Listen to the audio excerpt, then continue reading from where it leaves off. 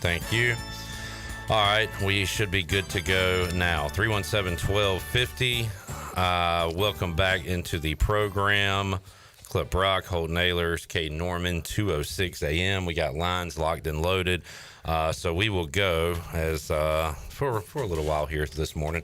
Atticus, Cameron, Colin, we'll get to your calls, but right now Craig is up in Williamston with the Pirate Towing first call of the fifth quarter. Hello, Craig. What's up, Clip? First I wanted to start with what I wanted to say prior to this game. When we got up 14-0, I wanted to come up here and say, I wanted to confront all the Mike Houston haters, the Jake Garcia haters, and kind of, address that issue about how they're hating on them. But now, bro, I'm done. Okay? The defense looked terrible. We were preheated in the oven 350 and cooked. Absolutely cooked. I wanted to say, I've never been a hater of Blake Harrell. He's great, but you got to get up on some man-to-man coverage. We were playing real soft in the secondary, and it got bad. And I just want to know what y'all think about the remainder of the season. I mean, is it Mike Houston? Who is it? So what's the problem? All right, Craig is frustrated after tonight, as a lot of Pirate fans are.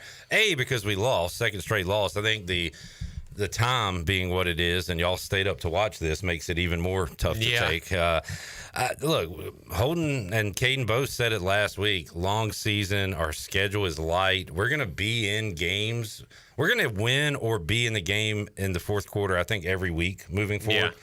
So it's going to be nip or tuck. We got to find a way to win these close ones. But his question, how do you feel now moving forward about this team? Well, I'll tell you first, and I'll answer the question about the defense, too, because I do want to address that as, we're playing more off coverage because we lost a first-round draft pick at corner on a Wednesday, and you have to go put in a backup corner DB to go out there and play, and you're not going to go play press man when the game's on the line. That's just coaching, just being around ball. I know that's what they're thinking. I told Clip on the pregame show, our defense is probably going to give up 7 more points after we lost Revel during practice for the rest of the year. So, be prepared for, I still believe in the defense a lot, but they're going to give up at least 7 more points a game, I would project, just because we lost a first-round draft pick at DB. Look, he was there, and you could just pretty much erase whoever he was covering and say, all right, let's worry about whoever else we're covering. Mm-hmm. And now you can't do that. So I could see us losing another game because of that, too. This one may have been one. And Clip, Caden, we sat here and watched it together, and, there was times where I'm like, why are we playing off coverage? But it's because you have guys now that aren't first-round draft picks. So that's what it is. So, the rest of the season, we'll still make a bowl game. Look, we play teams that we're better than, but you still can't turn the ball over in the fourth quarter when you got momentum. That's the thing that scares me the most. The thing that concern me about the defense, and again, I'm way more concerned about our offense than defense, but getting gashed on the run quite a bit tonight, Holt. Especially in the last drive when your D-line is your guys, they're going to run the ball. And they still, but that could be a thing where you get schemed up too. I'm not going to put it on everyone. Blake Harrell's not perfect, but that's what worries me. Is you turn the ball over in the fourth quarter and then you let them run the ball in the fourth quarter. It's a recipe for disaster, Caden. Yeah, no, I feel it. I'm frustrated. You're up 17 points, 17-0, and then you let Liberty come back and you lose by 11? Yeah, it's frustrating. It really is. It's last week we were like, okay, App was a good team. App's a good G5 school. And then they go and get bodied by South Alabama. Exactly. And then you have this week, you go up by 17. It's no, I feel the fans. No, it's frustrating. And I'll admit, I was wrong. What were you wrong about? Winning this game or what? I didn't think we had dropped 2 against App and Liberty.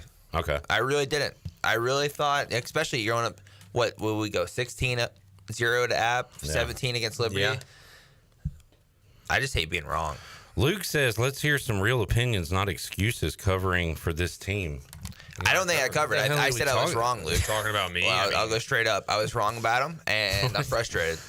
yeah, I mean, if you want me, I mean, I'm giving you my football opinion is our defense is going to give up more points, and we're probably going to lose an extra game than we were going to in the season. So whatever, I mean, maybe Luke should come on and do the fifth quarter since he knows everything. We'll hear his talking points. There we go. It's 2 a.m. Yeah. Thank you, Craig. That was our Pirate Towing first call of the fifth quarter. Pirate Towing, the exclusive towing partner for East Carolina Athletics. Pirate Towing is here for you every game day. They also offer roadside assistance if you're locked out of your car. Call Pirate Towing 955-4670. Visit them on Facebook. Pirate Towing, the preferred towing partner with ECU and the Pirate Nation. Colin in Charlotte, you are up next on the fifth quarter. Hello, Colin. Hey, guys. Good morning. Shooting about things that were wrong about Caden. Week 1, thought we were back. Week 2, wasn't sure about it. Week 3, sorry I didn't call in last week. I was at a funeral in Ohio. Holton, shouts to you. Congrats on the engagement. Sorry I'm late on that. Hey, appreciate it, man. But Caden, things that we're wrong about. We are not back, and I'm going to ride this. I thought week 1 and 2, there was a shot, but I also was wrong. Thoughts and prayers are with Chavone. Hate it for him. You always hate to see a player of his caliber go down, but you hate to see anybody go down, especially in a non-contact and practice. So I hope he recovers quickly, and boy, could we have used him today. It just feels like this team has no killer instinct and no leader. There's just, when you need that clutch play, you need that just killing blow. It seems like we always just kind of lit them off. And unfortunately for Conrad, it kind of keeps falling on him. That missed kick, that field goal, and they just drove the field and they started getting momentum right before the half. Just overall, just a bad game. I mean, there's no way to write about it. I mean, it's just it was a bad game. I hate it for everybody. It's I thought we were weather tested with the regionals and everything like that with these rain delays, but this one stings, and I hope we bounce back. But I don't know what needs to change, but it seems like everybody's making adjustments at the half, and we're just not. And here we are at 2 a.m. talking about another Pirate loss, another close Pirate loss. But, I appreciate all y'all's optimism with getting to a bowl game. But right now I'm struggling a little bit. I will take it off air. One more thing. Sorry. I was an athletic trainer for 9 years. How does a guy knock himself unconscious and not get a targeting? Like, it's the most baffling thing I've ever seen in my entire life. But I'll take it off air. I appreciate y'all very much, and have a great night. All right, Colin. Thank you. Yeah, I mean, I think that's how everyone feels right now. Is we're just kind of like, dang. I mean, it sucks. And like, look, I was gonna say it a lot tonight, but as soon as John David Baker gets off script, we can't score offensively, and like that's the answer. That's what's going on. Is you got to score when you're off script. Pirate F ball. I believe this is former Pirate Jerome Bacon, I believe. Holden and Caden, why didn't we attempt to score at the end of the first half? Liberty helped us burning all 3 of their timeouts before the 2-minute warning. I think we went, run. They did throw on third down. So and you're up. Like, look, you don't want to. It was around midfield, I think. Look, we have the quarterback who leads the nation in picks, and you don't want to. You're up in that situation. You're a road underdog. Like, you have a little. They gained a little momentum back. They get the ball at half. Don't give them more momentum and trot out there and throw a pick. Is my answer on that one. But do you agree with that? Hell no. If you were playing, you no. would. Oh no, absolutely not. I would 100%. But see, that's another thing where like. Someone on that sideline has to be like, screw that. Let's freaking put the nail in the coffin now, go up 24-7 before halftime. But I see the coaching side of it, too, that you got to play the analytics in situations like that, especially when you're the dog. Like, you play the analytics a little bit more. But you're giving the answer from their perspective. That's what they're thinking is let's that take is this what they are lead thinking. into the locker room. Yeah. But as a fan and as a guy who played, like, when you have a quarterback who leads the nation, do you want to go in and run the ball, which is what we did. In that situation, they feel like that's the safest thing, but also probably the best. Because if you go out there and throw a pick and they score, it's 14-7 now at half, or even if they score, get a field goal out of that, like, then you look really dumb. Yeah. Yeah. All right, 317-1250. We'll get back to the calls. Cameron's up in Goldsboro next. Hey, Cameron. Guys, I'm tired, man. I'm tired. I feel bad for y'all. I feel bad that everybody in Pirate Nation had to watch that disgraceful performance. Second week in a row, we get up. We have an opportunity to step on the throat of our opponents, and we can't do it. We can't do it. We miss a field goal again. I don't know how Conrad can keep getting away with this. It's ridiculous. How hard is it to find a kicker? Jesus. But what are we doing? What are we doing? I mean, I thought after the Old Dominion game, I thought, hey, maybe we're back. Maybe we can win. Start out 4-0, maybe 5-0 or 4-1. I mean, it's mind blowing watching us play. I want to bawl my eyes out and rip them out of my head watching us play after we get a lead. We can't hold a lead. We can't score. Someone needs to talk to John David Baker, because I agree with what Holton's saying. I think what JDB's doing is before the game he's writing out on with a crayon his top 10 plays I'm going to use all game and not think of anything else, because he's clearly just operating off a script. It's ridiculous. I mean, Mike Houston. Oh my gosh, when they showed the coaches on the video, Chadwell has got a freaking iPad going over stuff, making adjustments, and Mike Houston's standing there the entire game with his arms folded, hands on either his waist, looking like a buff Squidward. Like, what is he doing? What is he coaching? What's going on here? It's ridiculous. It's unacceptable. We should be undefeated right now. And I'm sure by the end of this year, with our easy schedule, we'll go to a bowl game. We may be like 6-6, 7-5. We'll all probably be a little bit happy. But I mean, come on, guys. I mean, it's ridiculous. And I'm sure Mike Houston is in the press conference right now. Be like, "Oh, we got some good kids. We played against a good team. They were competitive. We worked hard. Well, guess what? You might have worked hard, but we didn't win. I mean, Jesus, it's ridiculous." Questions have to be asked about Mike Houston. Questions have to be asked about John Gilbert, too. I love how we've just thrown under the rug the whole Southern Miss, Brett Favre illegal funds, misuse of funds situation with John Gilbert. But it is what it is. It's ridiculous. You got to learn how to punch your opponent in the throat, and I'm going to bed, as always. And Holton, you need to join the offensive staff. I know. Oh, boy. Past, I had your play. I'm a big fan of yours now. Oh, here we go. Now, maybe you can help JDB out. As always, go Pirates. All right. Cameron has a lot of ideas for you. When you played, he said you should become a T-shirt salesman instead of a quarterback. Yeah. Now he wants you to be a coach. Interesting. I got an idea. I can't wait to hear it. Cameron asked for a new kicker, right out the gate. I don't know. We have $40 million. Maybe we could put a little bit into a kicker. If you guys really want a kicker, maybe we don't put that into and I'm gonna make a lot of people mad here. I must have said a P word, but maybe we put it into players, because Holton's a player, I'm a player, and I don't give a dang about facilities. Let's put it into players. Maybe we win some ball games. All right, that's a topic we could definitely have, but somebody said put the fries in the bag a moment ago, and here is Atticus in Charlotte, who got me obsessed with that phrase last week with his call. Atticus, what's up? Flipper. Hey, buddy. Look, the fan base does not rally around wins in the American Athletic Conference. You have to win games outside of the conference to get this fan base reinvested. It's been way too long since we've had a big win outside the conference, and it doesn't matter. Mike Houston cannot do it, and we're accepting mediocrity at this point.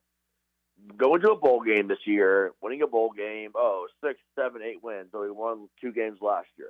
Doesn't cut it. Mike Houston cannot win a game that's meaningful outside of conference play.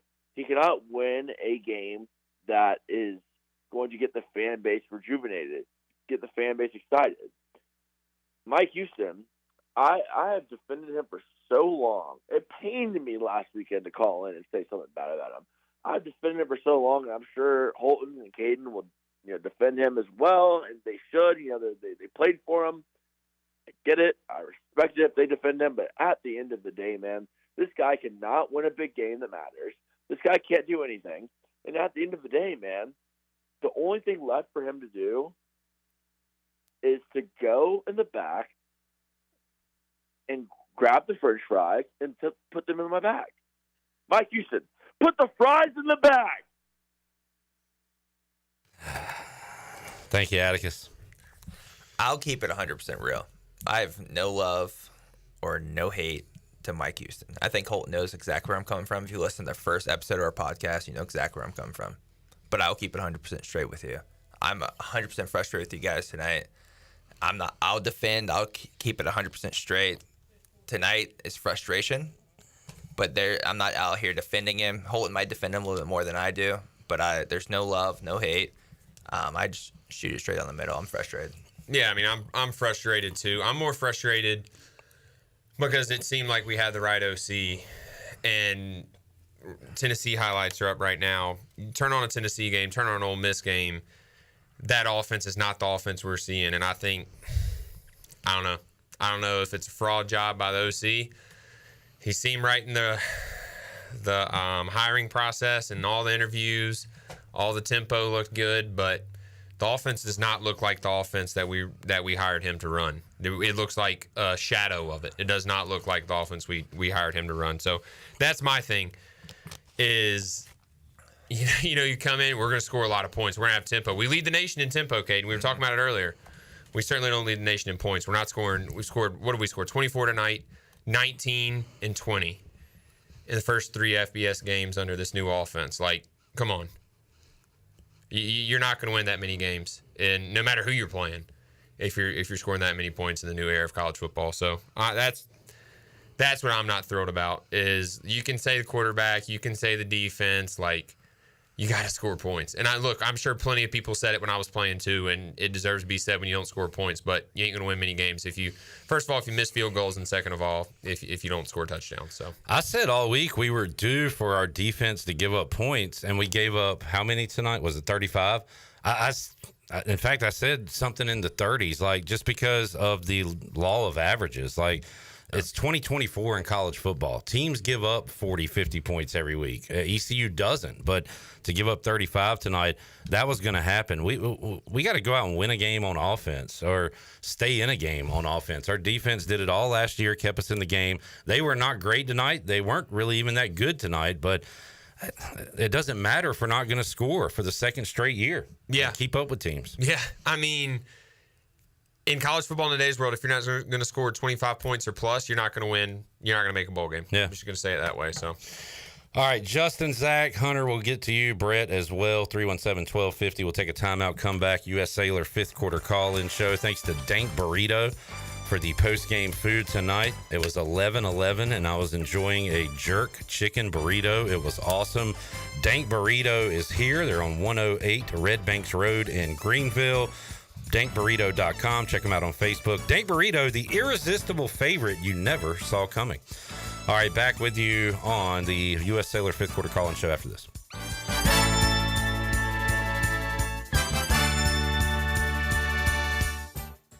Greenville's hometown pizzeria is Cucinella's. Cucinella's has 2 locations with great options for lunch, dinner, takeout, and they now offer catering. Dine in for lunch with a slice, salad, and a drink with a friend, or stop by after work and grab a beer or glass of wine while you wait for your to-go order. The best pizza, grinders, salads, and homemade Italian ice is at Cucinella's. Cucinella's Midtown across from Best Buy, downtown across from Sup Dogs, and on Facebook and Instagram. Cucinella's, serving handcrafted pizza since 1932. Come taste the difference.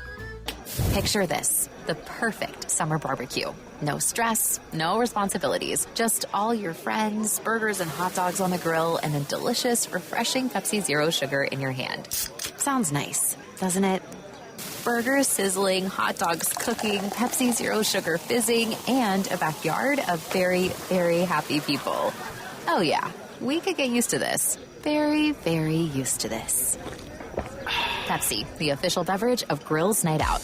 This is Brian Harris with 360 Golf Carts, Pitt County's go-to shop for all things golf carts. We have E-Z-Go, club car, and utility carts to choose from. Whether it's for the beach, riding around the neighborhood, or working in the yard, 360 Golf Carts has the perfect ride for you.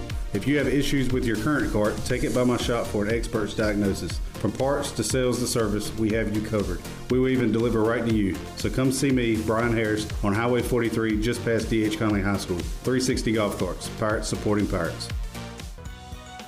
Do you have any real estate questions about buying or selling residential or commercial properties? Are you curious about this current real estate market? Do you need a property manager for all your rental houses? This is proud ECU alum Scott Harris with Harris Real Estate Group, and I would love to help answer every question you have and show you a real estate experience that will be memorable and enjoyable. Every step of the way, I'm here to make your dreams a stress-free reality. Call me today at 347-1857. That's 347-1857. Go Pirates!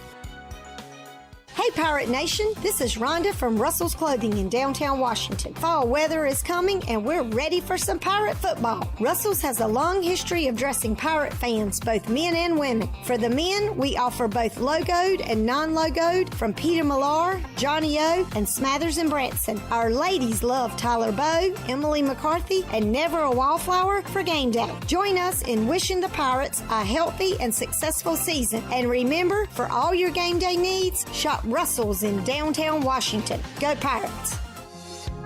The Holistic Company in downtown Greenville is a family-owned and operated business offering hemp-derived products such as tinctures, topicals, raw flour, skincare products, and more. They even have a drink menu including infused mocktails and frozen lemonade with a variety of flavors to choose from. At the Holistic Company, they pride themselves in offering true education about the hemp plant and its abundant benefits. So stop by 501 Evans Street, just a few doors down from Pirate Radio, to get informed and try the array of products today.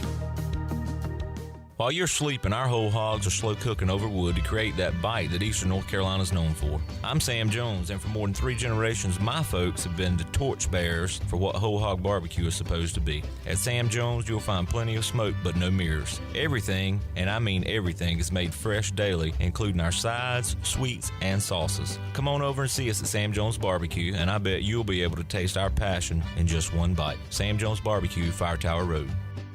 Do life stresses have you feeling exhausted? Do your golf, tennis, and workouts have your body aching? If so, K-Ross Float and Wellness Studio has your solution. Come visit us on 2800 East 10th Street and try our services like our Float Therapy, which is a private pool containing a saturated solution of Epsom salt that allows you to float effortlessly for ultimate relaxation and therapy. At K-Ross Wellness Studio, we also have an infrared, sauna, cold plunge, and salt halo therapy that will leave your body feeling relaxed and healed. Contact us today at krossfloats.com. K-Ross Floats and Wellness Studio. Restful intentions.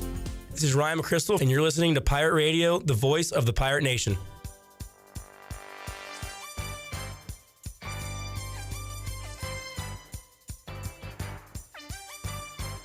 You're listening to the U.S. Cellular 5th Quarter Postgame Call-In Show. Here's Clip Brock. Welcome back. Need cash fast? National Finance Company is here to help. For over 50 years, National Finance Company has been the small loan specialist with loans from $1,000 to $5,000 with low payments to meet your budget. We're in the business of getting you the cash you need today. Apply online for a loan at one of our convenient branch offices and get your money as fast as today. It's easy to get the cash you need. For extra cash, visit nfcmoney.com. Now let's head back into the U.S. Cellular 5th Quarter Postgame Call-In Show. Here's Clip.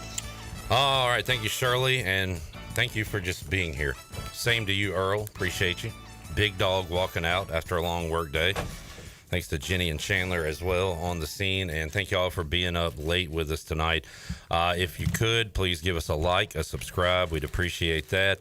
And thanks for being here. We got a couple of hundo on YouTube, a hundo on Facebook, and some old schoolers listening on the radio as well. And a lot of people are going to be listening to this Sunday morning or Sunday during the day. Hello to you as well. Justin, Zach, Hunter, we'll get to you. Brent is up next in Canita on the Big Rock Power Sports Live line. Hey, Brent. Brent. Is he snoring? Is this a gag? He's asleep. No time for gags, Brent. 317-1250. We go to Hunter in Greenville. Hey, Hunter. Hey, Clip. What up? Holton, Caden. I got a lot of thoughts. I don't really know where to start. Get them out quick. Holton, I'm looking at you. All I got to say is the Rampants are 0-5. What do you think about that? Clip's a fellow Viking as well, so we're feeling good right now. I like Will Bland, but I hate it. They're 0-5? Yeah. They do? Yeah. 0-5. Yeah. Call in the Rampant fifth quarter on Friday night. We're talking about the Pirates. I know. I just, we're talking about losers. We're talking about the Pirates, Rampant, what else, But I have a whole lot of thoughts that I don't really know where to start with. But Well, you need to tighten it up, man. We got to go. 2 a.m. All I think about is Mike Houston. We need to put him in the bag, Clip. And that's what I'm ending on. Fries in the bag. Hunter, thanks for staying up with us, man. There's Hunter in Greenville. Had a lot of thoughts, just didn't tell us any of them. 317-1250. We got a Zach in Wilmington. Hey, Zach. How you doing? Not good. How are you? Not great. It's 2:30 in the morning. I had to watch that. Oh, Lord. Okay, so just a couple of thoughts. I don't have a ton of thoughts, really. I think overall defense, they lost a first-round pick at DB. You can't expect that. They have they have 3 NFL picks with Sibley, Cooley, and Salter on that offense. They have 3 NFL players on that offense. Like, it was going to happen eventually, like Holton said earlier. But the offensive line, oh my God. How can you false start so many times? It happened in the red zone to us, I feel like, at least twice. You go off a clap. I felt like that was just painful to look at. And we're just getting beat up front. I feel like we matched up pretty well everywhere else, considering the circumstances at DB, except for the O-line, which I know Mike Houston tries to pride himself in, but I honestly don't think it's improved a ton since Scotty Moe, which is saying a ton because, oh my God, that line was abysmal. But I think this one is up there with the bad ECU lines. It's just like last year's. I mean, besides that, last week I felt like Mike Houston did a fairly decent job. I mean, it's going to happen. App State's a decent team. But I'm like, you know what? People will constantly like get fired and stuff. I'm like, you know what? That's not the right move. I mean, he turned it around overall. But now, after seeing the exact same thing happen to us, literally 16-0 in the middle of the second quarter, you have the ball on your own 6-yard line, and you lose that game, that is embarrassing. How can you let it happen to you 2 weeks in a row? The exact same thing. It's ridiculous. It's mind-boggling. Like, how can you let that happen to anyone? Because I know I commented under one of Holton's posts where they were saying to fire him. To anyone who I called an idiot or someone, I think I said, like, y'all are the same people that ran out roughing for Scotty Moe. To anyone I said that to, I apologize. I think I'm wrong. I don't know what I feel about Mike Houston. His record's bad. I mean, 26-37 overall, 14-26 in conference. That's abysmal. That's nothing to be proud of in 6 years of work. It's bad. It's not Scotty Moe bad, but it's pretty bad. I mean, he had some good players too. Like, good Lord, who knows where the 2 years where we were decent would have been without Holton Ahlers. I mean, it's rough. That's all I'm really thinking about. But thank y'all for being troops and being at work at 2:35 in the morning. Thank you for calling in, and we are your soundboard, so you can get out your frustrations on this show. Let it all out. Yeah, there you go. All right, Zach in Wilmington, 317-1250. We go to Justin in New Bern. What's up, Justin? Hey. Hey, bud. Hey, boys. Hey, man. Well, first of all, shout out to Cade. I don't know if he went to the UNC game or the Virginia game today, but you got it. I love it. I mean, looking pretty over Cade there. Will tell him why. Listen, I had a birthday party, and I had to look nice for my girl. So Cade wasn't going to make the show It's until it got pushed back 7 hours. They called me like 3 straight hours to show up. So come on. Okay. Whatever, bro. That's spiky as a cactus right there. I called in last week and I shouted out Siobhan Ravel, and then immediately he got hurt. So I do apologize. I feel like that's my fault. I jinxed him. I wish him the absolute best of luck. We don't get a ton of potential first-round picks at East Carolina, especially not secondary guys to be first-round picks. So I do wish the best to Siobhan Ravel. That being said, you got to fire him. You got to fire Mike Houston. I'm sorry. I've been a Mike Houston supporter I've been riding him, and his team play hard. Those teams, you watch the teams today, they play hard. I love B. Page. B. Page last year was always comparing the Scotty Moe teams to the Mike Houston teams. The fact of the matter is the Scotty Moe teams got blown out. The Mike Houston teams do play hard. However, I've never seen a defense over-pursue the way our defense does. We over-pursue the play so often. We overrun the tackle. Jeremy Foley won 2 national championships. He won a national championship at Florida under Steve Spurrier. He won a national championship at Florida with Urban Meyer. He is famous for the quote, "What has to be done eventually must be done immediately." And I don't think that anybody left in Pirate Nation can say that Mike Houston is the guy. So I think it's time to move on. And I hate to say that because I do love this team and I do love these guys. But last year when Charlotte came into town, I said Charlotte's the second worst college team in the FBS. The only reason I say they're second worst is because they beat us. They were an awful team with that joke of a coach, Biff Poggi, with his cutoff shirt and his man boobs and his sleeves hanging out. Sloppy, sacky, you know what, beat us up and down the field. So we can't have that anymore. We just can't. It's time to move on. I can't deal with this anymore. I love these players. And I'm a players guy, and I'm a positive guy. And if I can't look at this team anymore, and we've blown back-to-back 3-score leads, I know technically 16 points last week is not technically 2 scores. However, you know good and well it was essentially 3 scores if we kicked the extra point. Back-to-back weeks we've blown 3-score leads. I can't defend Mike Houston anymore. It's time to do something different. But I tell you what, I got these players' backs. And next week, anybody who can hear this, come to the Gray Lock, come to Space 273. I got a beer for you. We're going to be there. And I hope Pirate Nation hears this, and I hope Pirate Nation supports these boys. Because like my man Charles Barkley said, they got a bunch of big old women in San Antonio. And unless them big old women can play guard and can block somebody, they don't stand a chance when they come into Dowdy Ficklen Stadium next week. Because my boys, even though we're down, even though we just lost 2 terrible games, my boys are going to be rallying. And my boys are going to be in there, and Dowdy Ficklen Stadium's going to be rocking. And my man Garcia, he's going to figure it out. And the offense is going to figure it out. And I'm not sure who the receiver is going to be that needs to step up, but somebody's going to figure it out this week. And next week, we're coming back to Dowdy Ficklen Stadium. We're going to be in Greenville, and we're going to win that game. Because I do believe in this team, and I still believe this is an 8-win football team. And I will say, Mike Houston still needs to go, despite this team winning 8 games. But next week, the boys are going to get it done. I'll see y'all there. Go Pirates. Justin, always enjoy your inspiration. Let's go. Appreciate your thoughts tonight in New Bern. 317-1250. Kyle in LaGrange is hanging on late with us. Cheezel and Brent.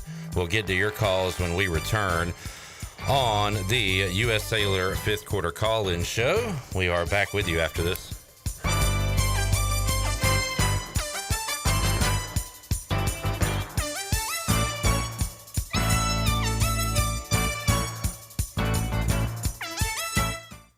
Do you ever talk to yourself about where to eat today, and then you hear Warren's Hot Dogs? Then you're thinking, yeah, 2 hot dogs, chips, and a drink for $7.50 would be awesome. Warren's Hot Dogs. And maybe some homemade lemonade, perhaps a pizza or a sub, and definitely an apple or peach turnover. Warren's Hot Dogs. Don't overthink where to eat today. Go to Warren's Hot Dogs in Greenville across from Ron Ayers or in Chocowinity next to the fire station. Warren's Hot Dogs, serving the Pirate Nation since 1991. Go Pirates! East Coast Grading and Utilities is your source for clearing, hauling dirt, and concrete work. East Coast Grading and Utilities handles all sewer and water issues as well. I'm David Vaughn. Whether putting in a new subdivision or helping you with any and all of your drainage problems, I can get the job done. Call me at 531-7494. No job is too big or too small. East Coast Grading and Utilities. Friends helping friends. 531-7494 for East Coast Grading and Utilities. Take a hit from a 300-pound linebacker, and you better be wearing pads. Take a hit on the road, and you better have good auto coverage. When you've got North Carolina Farm Bureau Auto Insurance, you've got the best local agents ready to help you bounce back. If you don't, well, you'll probably play football without a helmet, too. This is proud ECU graduate and former baseball player Brandon Manning. Give me a call today, and let's talk about your insurance coverage and about the Pirates. Call 531-1812 and go Pirates. There have been many changes in the automotive world. At Phelps Chevrolet, the Phelps boys are here to take care of you. Mike, Daryl, and 4 of Mr. Phelps' grandsons, Wade, West, Allen, and Clay. You see, things at Phelps remain the same. The Phelps team has served Eastern North Carolina for over 50 years. We make your visit easy and fun. We are your neighbors, and that's what neighbors do. Phelps Chevrolet in Greenville. Like Mr. Phelps' great-granddaughter says, come in and get you one. Find new roads with Chevrolet at PhelpsChevrolet.com. Slow ruins everything, so why not pay less for fast? U.S. Cellular's home internet gives you the speed you need for just $39.99 per month when bundled with a wireless plan with a 3-year price lock guarantee. Get fast 5G home internet made simple. U.S. Cellular, built for us. Terms apply. See uscellular.com for details. This is Brandon Tate, owner and operator of Atlantic Wireless, an authorized agent for U.S. Cellular since 1997. Visit AtlanticWireless.com to find a store near you. We go beyond the call. Ahoy there, mateys! It's Captain Jack Spare of R&R Tire Express, your local tire and wheel shop in Greenville, offering affordable, easy payment options for easy ownership. Savvy? Our customers love our treasure of tires and wheels, easy payment options, and customer care package too. To learn more about R&R, stop by 3920 US 264 or rnrtires.com. There's more to fall than just Pirate football. It's also a great time to list your home for sale with ENC Pirate Realty Allen Tate. Why should you list your house for sale in the fall? Greenville business is booming. Greenville is growing fast, and new businesses are setting up shop all around the area. That means new employees and managers relocating to the community, and they need quality homes now. Visit our website, encpiraterealty.com, to connect with our experienced team of agents. Go Pirates! Are you tired of the same old fast food routine? Shake things up for lunch and dinner at Clean Eats Cafe. We've cracked the code to make healthy dining tasty and affordable. Whether it's a power lunch or a family dinner, we've got you covered. Sit down in our cafe for a brainstorming session or catch up with friends. Even stop in after a workout for protein smoothies or a protein iced coffee. Our atmosphere is welcoming and our food is fresh. All for about the same price as fast food. It's time to ditch the drive-thru and feast on flavor at Clean Eats Cafe, Red Banks Road in Arlington Village. It's not the amount of power. Ooh! It's the size of our tower. Pirate Radio. We are the voice of the Pirate Nation.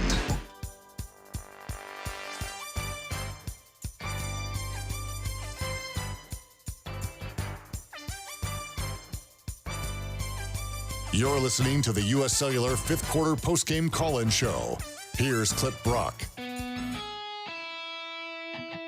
Now, with the Pirate Radio scoreboard, here's Shirley Rhodes. Let's run down some of the finals from earlier today of note. Of course, the big story was out of Chapel Hill as JMU walloped UNC 70-50. West Virginia beat Kansas 32-28. It was Clemson over NC State 59-35. Navy picked up a win over Memphis 56-44. It was Penn State shutting out Kent State 56-0.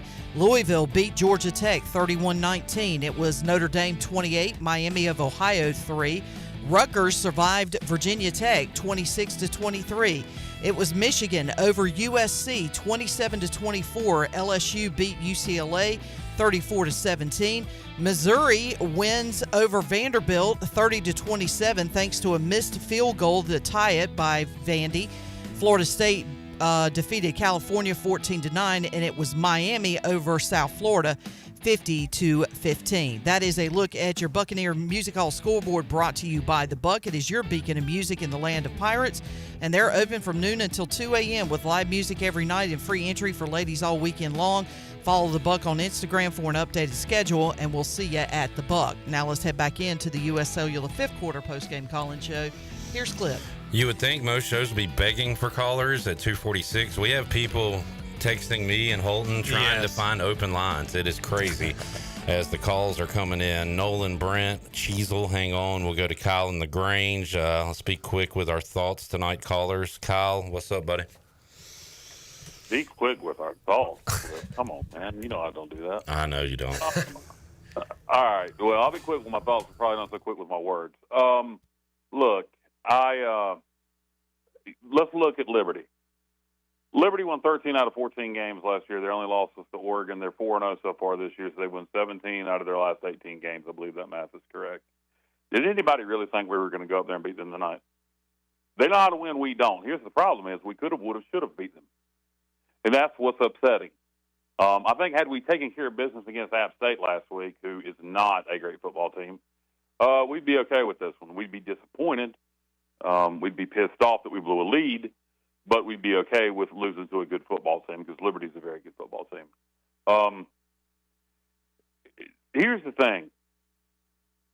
We put all our eggs in the basket of an unproven offensive coordinator that had never called plays. And then everybody, thought it was going to be Hauser, the Michigan State quarterback who started 7 games for a horrible football team. And then it ends up being, Garcia that beats him out, the third-string quarterback from Missouri. But again, even with all that, we still could have won the game tonight, and we should have beaten Appalachian last week. But this is kind of more what I want to talk about. This team's potential going forward and what the bigger problem I see. I didn't think Garcia was the reason we lost the game tonight. He played okay. There's a few things. Defensively, we have good game plans initially. We don't adjust. Last week, our game plan against App was to stop their outside zone. They really didn't do that much against us. They threw the ball downfield. Tonight, our plan was to stop the inside run. We did it well early. Liberty adjusted, started throwing the ball outside on us. We really didn't adjust what we were doing on defense. And granted, losing 28 in the secondary hurt us a lot. Another thing is as soon as something goes wrong, we panic like a bunch of little baby losers. We miss a field goal, so it's not 20-0, it's 17-0, and the whole team panics and starts to poop themselves. And we just start going downhill from there. I was proud to see us respond in the fourth quarter after they took the lead, going down, putting the ball in the end zone, taking the lead back, and I think maybe we were on the way to do that again before Harris fumbled the ball. And if that ball had been called down, I think that call would have stood also. It just happened to be called a fumble, and it stood. Look, Holton. When I say the date, October 22nd, 2022, do you know what that is? Is it BYU or Memphis? No, it's UCF. UCF. That's the last time we beat an FBS opponent in Greenville. It's the last time we won a conference game in Greenville. October 22nd. 2022. Let me tell you something right now, ladies and gentlemen, boys and girls, children of all ages. Mike Houston is coaching for his job the next 2 weeks against UTSA and Charlotte. Now, we are better than UTSA and Charlotte, but can we beat them? UTSA scares me a little bit more than they did initially because of what they like to do offensively, they like to throw the ball downfield. Now, they don't have Trailer anymore or whatever the quarterback's name was that was there for 25 years. He's finally graduated. UTSA ain't the same without him, but still what they like to do is throw the ball downfield, which we seem to struggle with, particularly without 28. But we got to win that game. At this point in time, it is dire for the career of Mike Houston to win these next 2 games and get to 4-2 on the season. We do not need to lose another home game. We have not beaten an FBS opponent or a conference opponent since October 22nd, 2022 in Greenville. And so we need to take care of business against UTSA, and we cannot go on the road and lose to Charlotte again. Fans won't stomach it. We would be 2-4 at that point. We still have an opportunity to achieve a lot of things. We're not a bad football team. We just don't know how to win, and we don't adjust much in the game. I think Garcia's getting better. But Houston, if you don't want to go back to coach FCS football, I would advise you to get it together and win these next 2. I think we can, and I actually think we will. That's all I got, guys. Go Pirates. Thank you as always, Kyle. Appreciate you calling in from LaGrange. Some of y'all probably heard this week when I talked to Alan York, the play-by-play voice of Liberty. I referenced 2 weeks ago, Liberty goes to New Mexico State. They're 22-point favorites. They're losing by 2 scores in the fourth quarter, and Salter, their quarterback, is out there laughing. And my first thought was, does this guy care about, like, but no, he was like laughing because he knew they were going to win because they always win. And did he not do the same thing tonight in the fourth quarter, Holt? He was having a ball out there. Yeah, he did. And I mean, look, he's confident. He's comfortable in the situation. Like, we were messing around. He was messing around, reaching the ball out when it was 1st and 10, and he was going for -1 yards and running, laughing about it. But look, I mean, they're winning games, and that's what matters. And like, that's a hard place to play. Let's not mistake that you go there. First of all, the rain situation's hard. I dealt with that one time in my career. Like, that's a tough situation. They've won like 18 out of the last 19 games. That's a hard place to win, but we were up 17-0. So they know they're going to win. Their quarterback, that receiver that killed us. Yeah. Now our fans, because I saw it all night, think we're going to lose no matter what the score is. I hope our players don't. I like to think our players think we're going to win, but at some point, maybe it starts creeping into them. I don't know. Now it certainly does. I mean, you've given up 2 huge leads early on, man. So, like, when you're up early now, you're like, all right, when are we going to fix this? You know what I mean? So, like, the leadership's got to step in. And, like, when you're up, you're like, all right, this is where we separate ourselves. This is where we're different. This is where you go in and you complete the game. You can't just be up 16-17-0 and think, all right, we're good, especially not against a good team like that. All right, Cheezel is in Ocean City, Maryland. What's up, Cheezel? Don't cuss. Boys, how we doing? Good. Hey, I just want to start out by saying, Shirley, Clip, thanks for staying up late. I appreciate everything you guys are doing here. Appreciate you. At the end of the day, look, there is no more 2 weeks. I mean, Kyle always hits the nail on the head, but there is no more 2 weeks. This is this. We're done with him. He's got to go. There's no more time left. He's had the opportunity to go ahead and make his mark on this program. He hasn't been able to do it. This was a 5-hour delay, right? They had a sold-out house. Could you imagine what that game would have been like if they had everybody still in the stadium when the game was supposed to start? I mean, look, people can go ahead and say that Garcia had a decent game. He had a terrible game. At the end of the day, he leads the nation in turnovers. You cannot win ball games when you lead the nation in turnovers. It's pretty simple. I mean, the defense put them in how many opportunities early on in the game to go ahead and punch it in the end zone, and they couldn't even do it. And to go, and this is probably small potatoes at this point, but you got 7 seconds left on the clock. You call a timeout, throw the ball up in the air. Did anybody see Colorado tonight? I'm not comparing us to Colorado, but anything can happen. Take the time on the clock. Throw the ball into the end zone. What's the worst that could happen? They pick it off on the 1, but instead of running the extra play, you want to run into the end, or you want to run into the locker room. This coach is now not coaching to win games. He's coaching to try and keep his job. And you cannot be a strong organization and a top-performing program in the American Conference when you're not even trying to go ahead and win games against a Conference USA opponent. It just can't happen.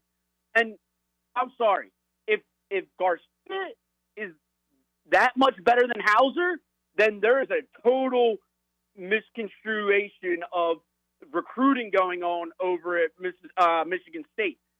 Because in my personal opinion, I can believe that the backup quarterback right now is worse than what we're seeing out of Garcia.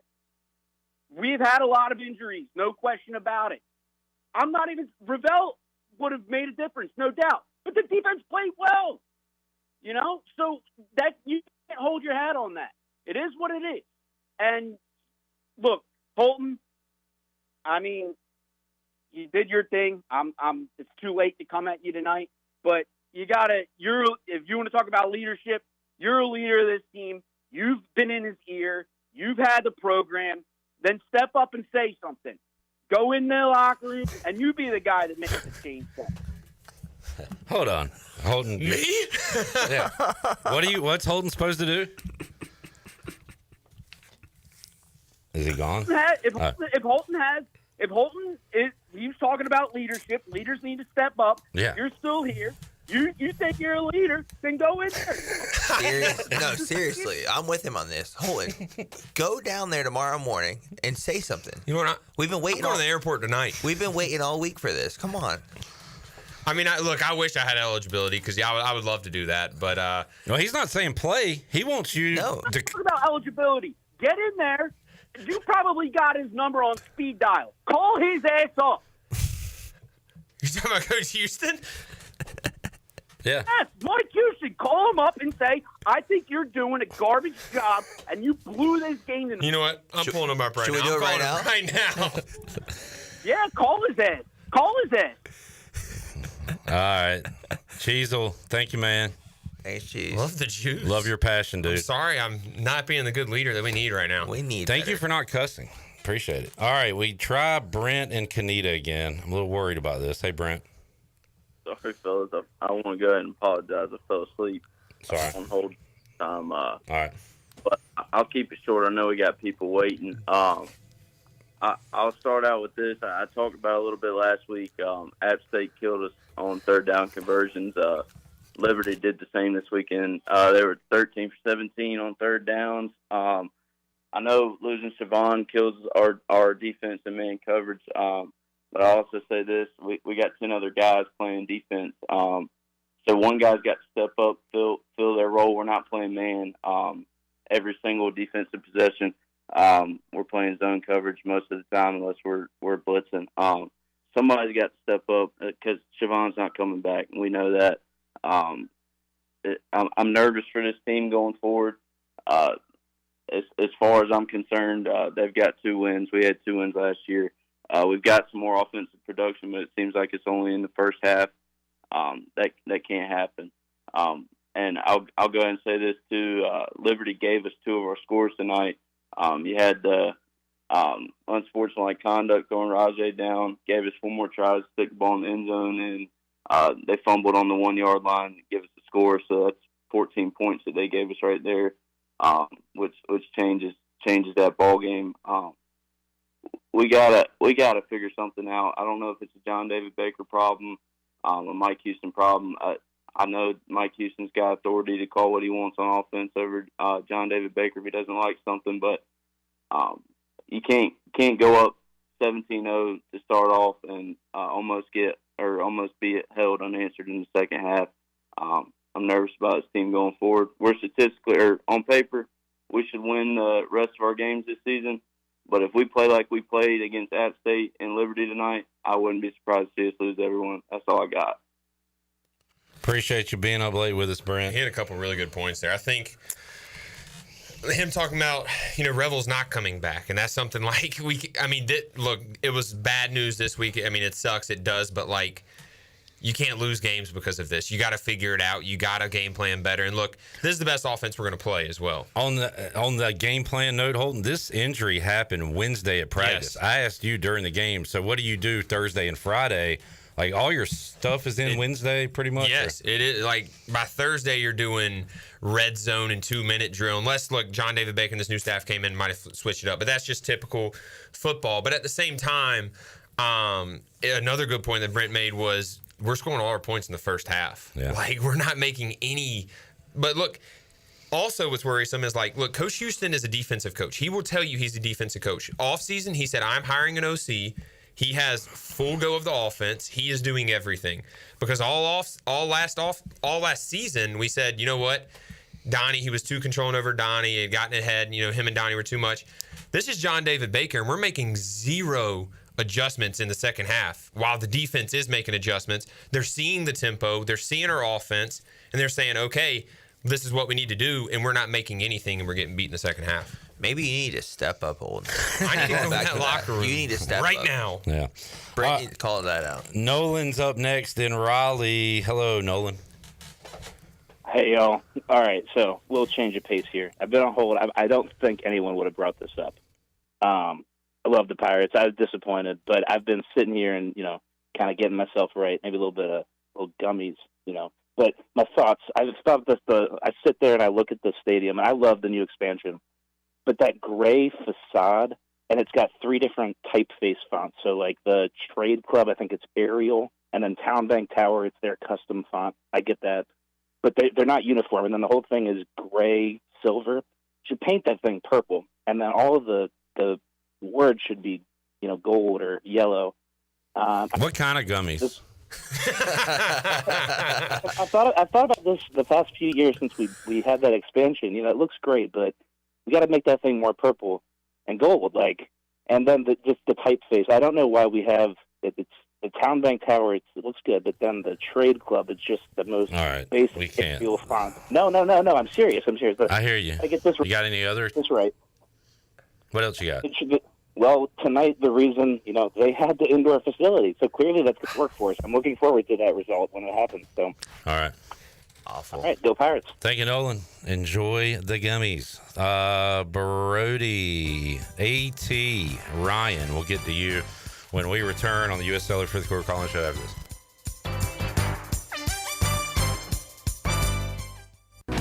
Slow ruins everything. So why not pay less for fast? U.S. Cellular's home internet gives you the speed you need for just $39.99 per month when bundled with a wireless plan with a 3-year price lock guarantee. Get fast 5G home internet made simple. U.S. Cellular, built for us. Terms apply. See uscellular.com for details. This is Brandon Tate, owner and operator of Atlantic Wireless, an authorized agent for U.S. Cellular since 1997. Visit AtlanticWireless.com to find a store near you. We go beyond the call. Some days you hit snooze, but not today. Today you have to go on a run to get burgers for the tailgate. You've got to haul something heavy, a cooler stocked with Bud Light. When you've got beer and football, nothing is hard. Until the other team scores. Bud Light. Easy to drink, easy to enjoy. Enjoy responsibly. 21 plus. Copyright 2024 Anheuser-Busch Bud Light Beer, St. Louis, Missouri. You want a sub made the authentic Jersey way? You go to Jersey Mike's. You want a radio idea? You go to me. Like this. I'm a talking dog that only talks about Jersey Mike's. My owner says, "Hey, buddy." And I'm like, "Get me an authentic Jersey sub." He says, "That's all you ever think about." And I say, "No. I also think about teaching myself to drive the Jersey Mike's, but until I figure that out, you're all I have." Woof, woof. Made the authentic Jersey way since 1956. Jersey Mike's, a sub above. This is Trey Hayes with Advanced Moving and Storage. Advanced Moving and Storage is here to help you have the best move ever. Advanced Moving and Storage is dedicated to making sure you get everything you need on your next move, no matter how large or small, whether you're local, in-state, or out-of-state. Our courteous and experienced personnel is ready to help. Call Advanced Moving and Storage today at 252-321-3200. If you want to remove stress from your next move, use the moving company the Pirates use. Advanced Moving and Storage. It's that time of year again. Beauty Bar's Fall into Beauty event is kicking off September 16th through October 4th. Beauty Bar offers the best service by their talented providers in Greenville for treatments such as Botox, Xeomin, filler, laser treatments, facial, medical grade skincare, and more. The staff will help you choose which treatments or products that best suit your needs. Visit Beauty Bar Medi-Spa on Red Banks Road and get all the up-to-date info at beautybarmedispa.com. Enjoy your visit, love your transformation, and go Pirates!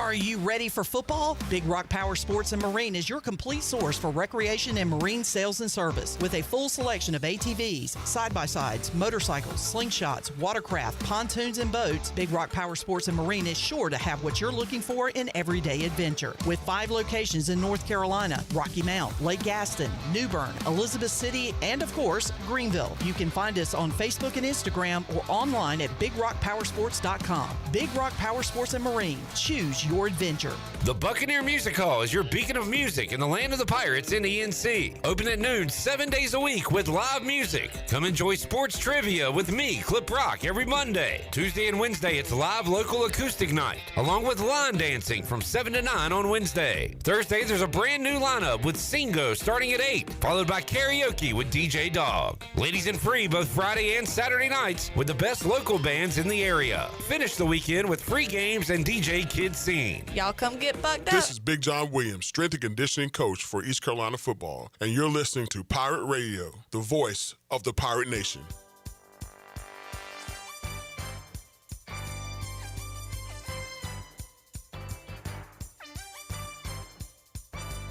You're listening to the U.S. Cellular 5th Quarter Postgame Call-In Show. Here's Clip Brock.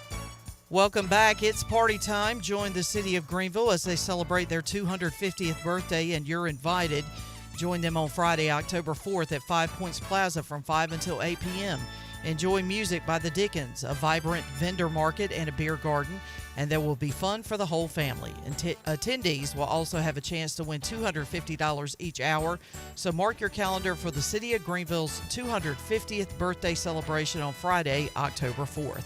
Now let's head back into the U.S. Cellular fifth quarter postgame call-in show. Here's Clip. Thank you, Shirley Rhodes. Thank you, Earl. Thank you, Holt. Caden wasn't even going to be here, but due to the game being pushed back, he's here, so I appreciate your efforts, Caden Norman. 317-1250. Thanks to all y'all for being up late with us tonight. Logan, Ryan, AT, hang on. We'll go to Brody in Greensboro on the Big Rock Power Sports Live line. Hey, Brody. Hey, what's going on, guys? Hey, listen, man. I'm going to kind of come at this from a different perspective. I know everybody wants to go for blood and fire Mike Houston and everything, but I think it comes down to just avoiding the entire state of Virginia for any football matches in the future. Because ever since we fired Ruffin McNeil and he went to Virginia, Kurt then went to Virginia, and then we lost against James Madison, who, guess what, is from Virginia. We try to play Virginia Tech at Virginia Tech, but, God was like, no, we're going to hit you with a hurricane. We're not going to play that. And then tonight, where, we got a 5-hour lightning delay against Liberty. Like, I don't know. I think it's just divine intervention saying we should just avoid the entire state of Virginia, like, in the future. So I don't know if I need to, John Gilbert or, burn some sage, maybe try to eradicate whatever Virginia curse we got going on. But, I love dot connecting and a conspiracy board, so I'm with you, Brody. That's good. I love it. Listen. And also last thing, like, my lines are really busy tonight, so I'm going to be short. For everybody wanting to fire Mike Houston, like, I know, I'm frustrated. I may have said some stuff on Twitter, like, off the cuff, Holt knows me on Twitter, so, like, I can kind of get off the rails, but, I'll calm down a little bit. Think about firing Mike Houston. It's like, who's going to be, like, an upgrade? Like, who's available? And plus, we still got to pay out the remainder of his contract. I just think we're kind of jumping the gun on that. I don't know. All right, Brody. Appreciate it. The thing about tonight, and Holden, you said that the delay helped because a lot of those fans left and kind of had a little bit of a deader atmosphere when we started back. I tell you, Clip, I thought it helped until this divine intervention thing with Virginia. Now I'm like, you know what? Yeah. Maybe it didn't help. But yeah, I mean, I do agree with him about you at least got to give him the rest of the year. So I know everyone's emotional right now. Tough loss. We were up a lot, but he at least gets to the end of the year. All right, Alan Thomas went to the game. AT, I was in bed watching football for 5 hours during that delay. How about you? Yeah, I don't want you to rub it in, Clip. I'm calling you now from the lovely confines of the Wood Spring Suites and Extended Stay in Lynchburg. And I would say the only worse thing than having to take a tough loss is to sit in the stadium till 10:45 at night before the game begins and take a tough loss. So yeah, it was a tough one. But I'll tell you, a lot of ECU Pirates there. There was Pirates did not leave. Liberty had a huge crowd. Many of their folks did leave, but their fans started to file back in through the game, and they were a factor. But look, I mean, after Game 4, I've really stayed away from calling in, but at some point you want to weigh in and talk a little bit. And after Game 4, you start to kind of develop a personality as a team, and you get scouted well, and other teams start to see what you do and don't do well. And I think we've really seen that the past couple of weeks. And a couple of things I want to mention, and we talked about on our drive up here today, the good teams have a multi-dimensional quarterback that you got to be able to throw the ball, and you also got to be able to have some design runs when needed. And what was interesting, my guys that we went to the game here with, David and Trip Rokes, we looked at each other and kind of smiled early. We saw that we were doing some design quarterback runs. We were actually throwing to the running backs out of the backfield, to kind of force them to kind of D up on a quarterback and not just sit back in a shell and play, pass coverage. But then we got away from it. It's like, again, the second week in a row, we get up and it seems we just go into a shell of an offense to some degree. Second week in a row, we didn't have a lot of turnovers, but if you play scared, you're not going to beat a team like this. Cooley, a great quality running back, really leaned on us late. Look, they were 13 for 17 on third down conversions. I mean, write that down. We've got to get off the field on third down. And another thing we noticed is we definitely have some tells on defense. This is the second week in a row where we noticed that on the left offensive tackle side, every time we would go to make that blitz from our linebacker, they ran right where he was. Go back and look at it in the last 2 weeks. So we're doing some things that we've really got to change some habits. Blake Harrell threw the kitchen sink at these guys tonight. But as you said, Sauter, hats off to him. Great quarterback. Only threw for 230 or 40 yards, but 4 touchdowns. And we called the play twice. It was 3rd and 8, 3rd and 9, about the 12 or 14-yard line.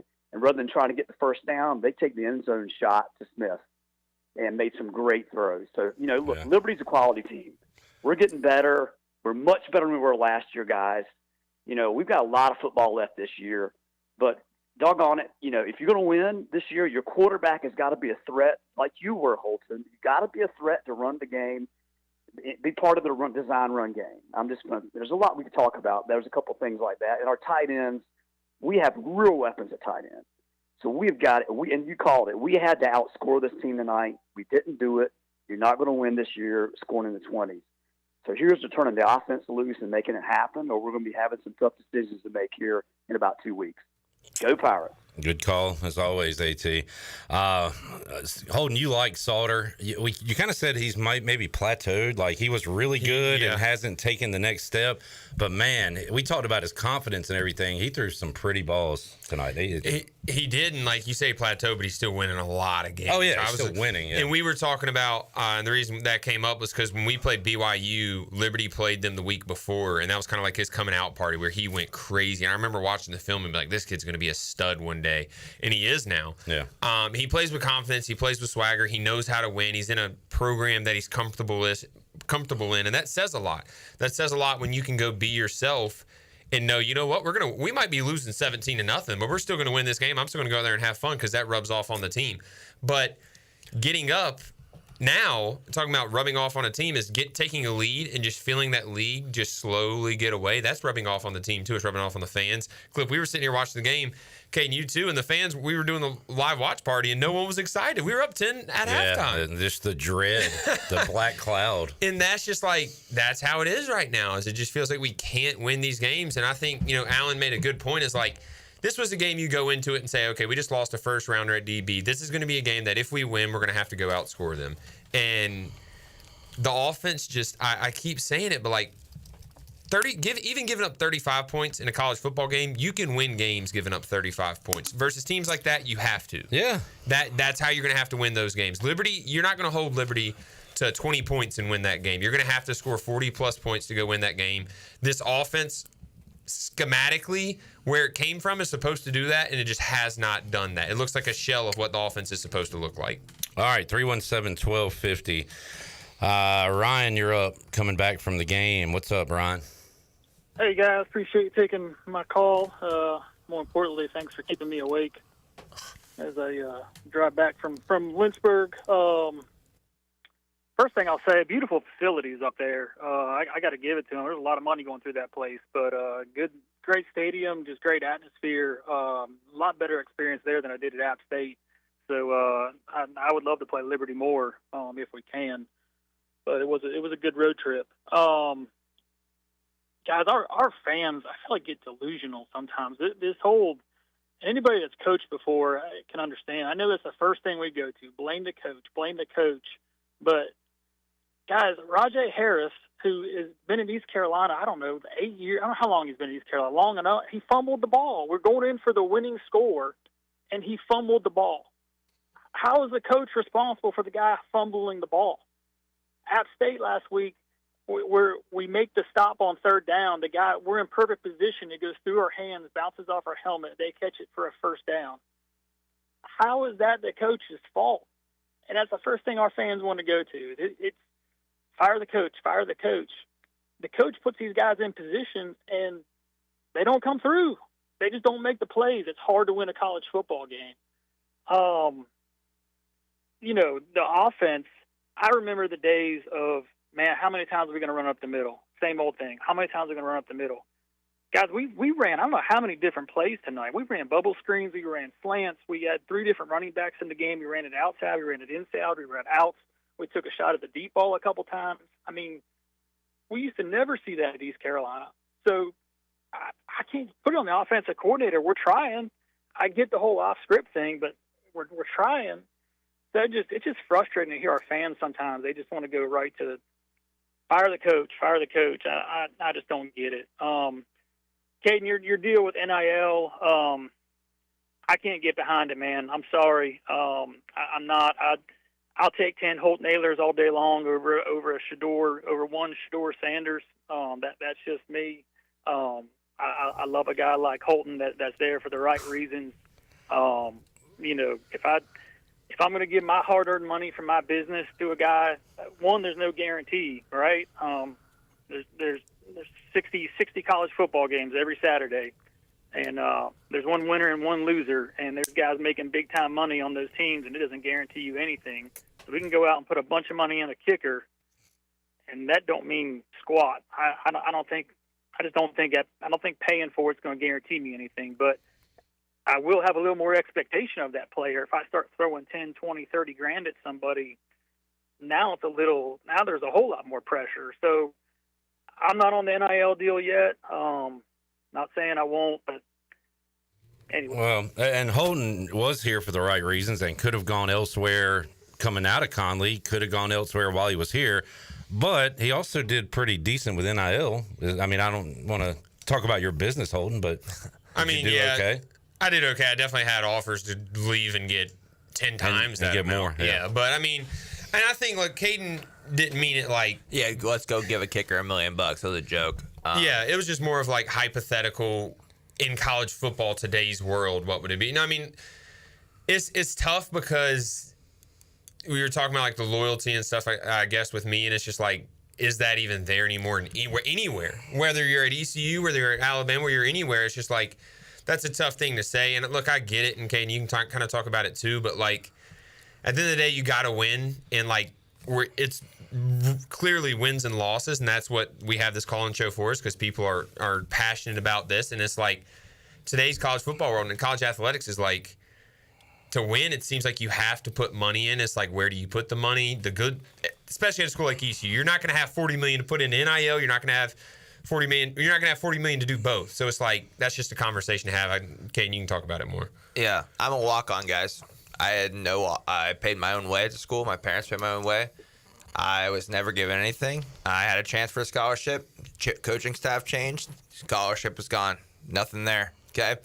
But I do realize to win football games nowadays, it costs money. Guys like Holt Nailers, you're not going to find them. Eastern North Carolina, you might get one in a generation. You're not going to have them.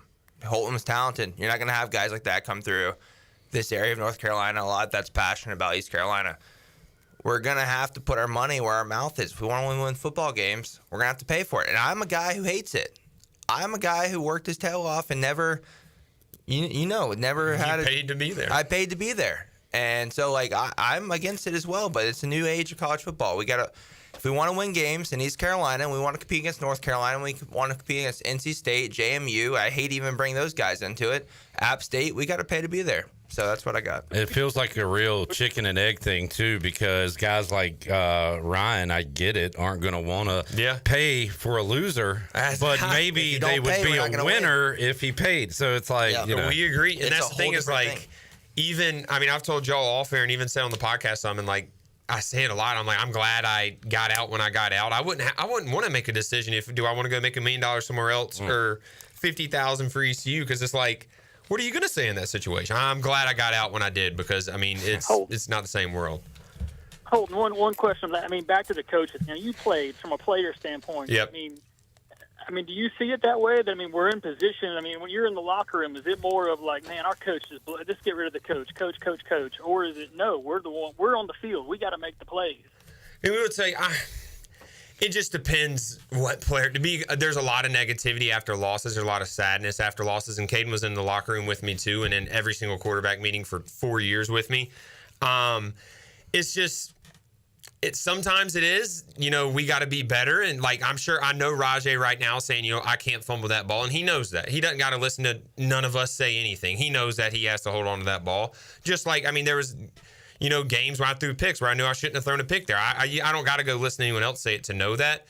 But at the same time, there's times when we would put up 500 yards of offense and we would still lose the game. And like me and Sneed talk about this on the podcast, and Caden, you too. And then after the game, we're like, we got to do something defensively. And that's just like, there's times when you're like, we got to coach better. And then there's times where like, we got to be better as players to help the coaches. But look, at the end of the day, the coaches and the players get judged off the same thing, and that's wins and losses. And right now we're 2-2. And I agree with you, Ryan. Rajay is one of my favorite people to ever be here at ECU. You guys know him better than I do, but he can't do that. I thought his elbow was down, but still can't do that. Yeah, we did. And to your point, I thought you made a good point. I'm still going back to that Anthony Smith play where he's got his guy beat by 7 yards. That's an execution thing. That's definitely not a coach thing. So there's both. But Caden? Anything else, Caden?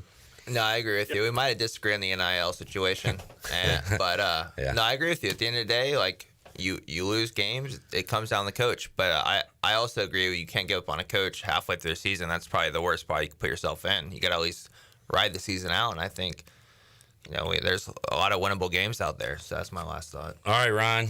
Thank you, man. Good deal. Thanks, guys. All right, there's Ryan coming back from the game. Let's go to Logan in Greenville on the Big Rock Power Sports Live line. Hey, Logan. How's it going, guys? Can you hear me? Hello? Can you hear me? Yeah. All right. Sorry. Thanks for taking my call. I just wanted to give my flowers real quick to one group of Pirate Nation, the fans, for sticking out the 5-hour-long crap storm and then sticking out for the football game. To see the purple in the stands there really shows the commitment that Pirate fans have to the team. But that's really all the flowers I'm going to give out. So I'm going to get right down to it. Let's see. The previous call was talking about Rajay taking the ball down. Right. Okay. Sure. Let's look back to last week. Right. We have the prime position to put ourselves in a spot to win the game really against App State, who really hadn't played all that well.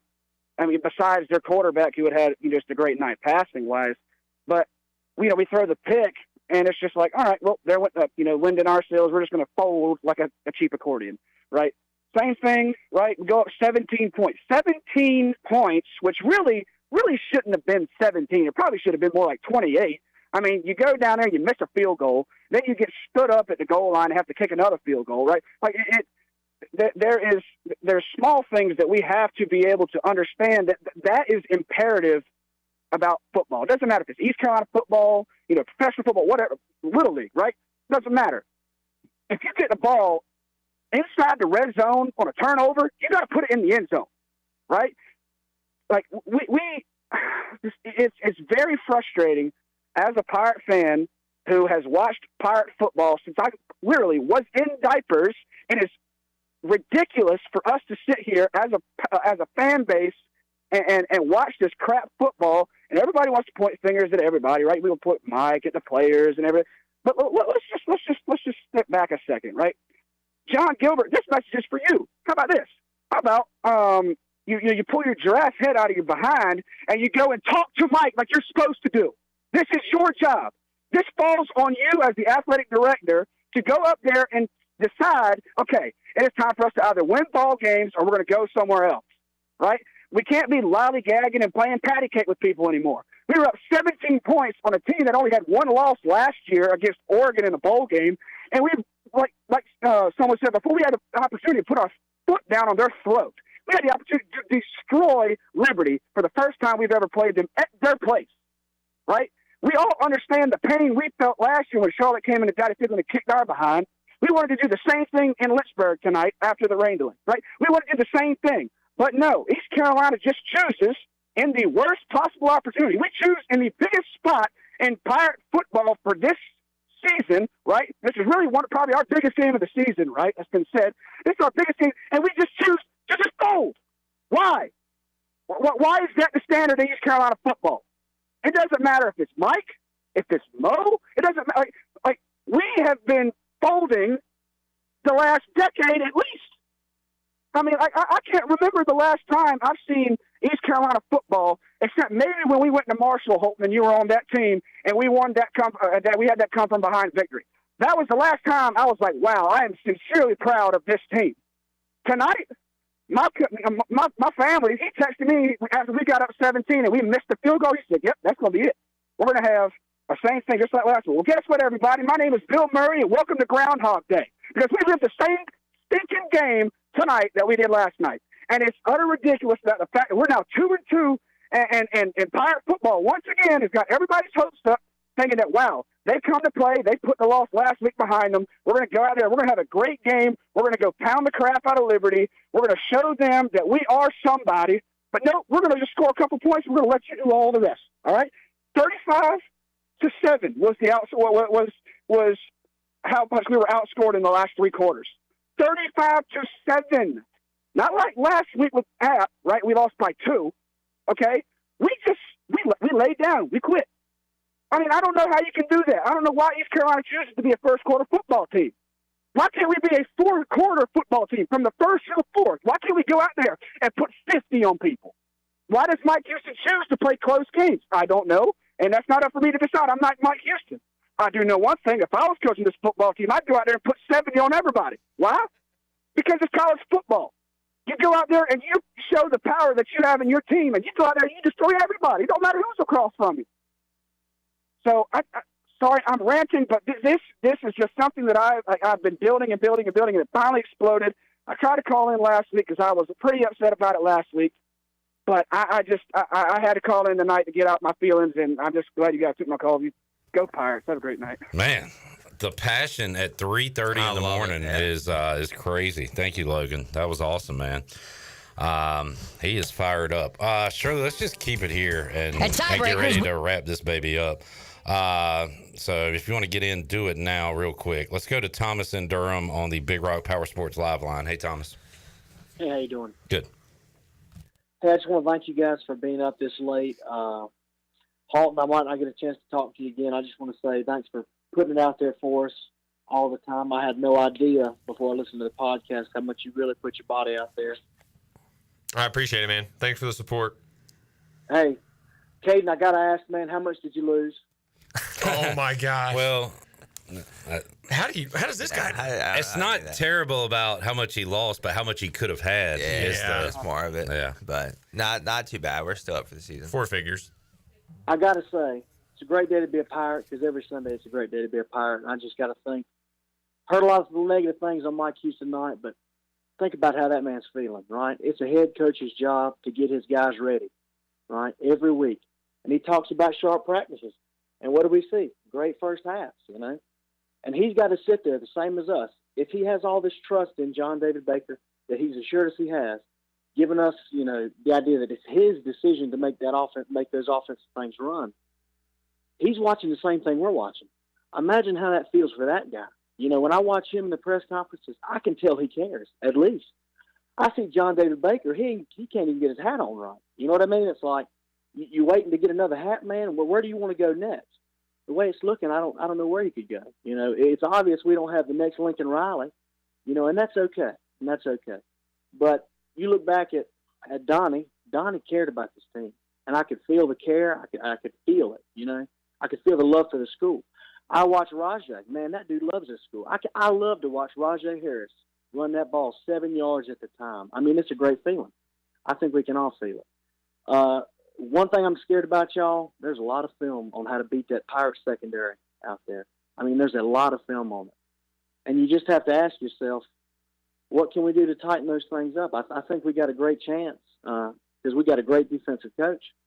But it makes me scared to see some of that apathy. I think you got to start asking, do we need to get John David Baker on the sideline? I mean, what is he really doing up in the press box? You know, maybe he needs to feel the energy of the team. Maybe he's a little disconnected. I don't know. What are y'all thinking? Hold on, I think you can answer that pretty well. being a quarterback who's been on the sideline with their OC. Yeah, I mean, you made some really, really good points. And, like, one thing I will say is, like, Coach Houston is passionate about, he is proud to be a Pirate, and you said that. And, like, there's been some conversations off scene, behind closed doors about John David Baker from the second he met here from former players. Not saying it's me and Caden, but we have kind of experienced a little bit. He's been better with us, but, like, he's like, I know some guys who were like big names here who he kind of brushed off when he first got here, like, I'm better than you, I won't be here long type. And Caden, we've had this conversation behind closed doors, and then the other point is, yeah, maybe he does go to the sideline. Maybe he does need to feel the energy because he goes in, he follows his script. His script is great. We get up early, and then we can't score a touchdown. So, like, that's just something where, like, you change something. I think that would be a good change. I like the idea of that, Caden. What do you think? Yeah, I guess my idea is, does he trust his spotters? Because your spotters are going to be huge when you're up and, like, on the field. Explain what that is, yeah.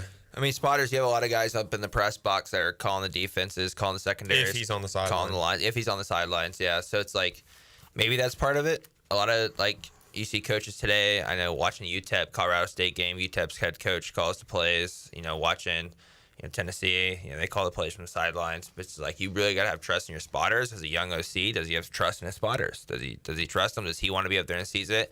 And then another part of it is, can a young coach or just a coach in general and I hate using this word, but can they vibe with their quarterback on the sideline? Because I know a quarterback sitting beside me who was a little bit of a hothead sometimes and couldn't stand, getting scolded off the sideline. So that's another aspect of it. It's like, you got to have that right starting quarterback OC relationship, because if it's not there, it's like you don't want to get in a quarterback's head regardless. So there's a lot of good points. It's just, I guess you got to be in the situation. But I will say, you can be all sunshine and rainbows and still not scoring points, and then I'd rather be screaming in each other's face and scoring points and figure it out after. And if that's what it takes, then go do it.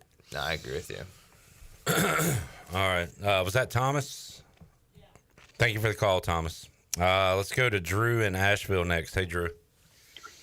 Hey, guys.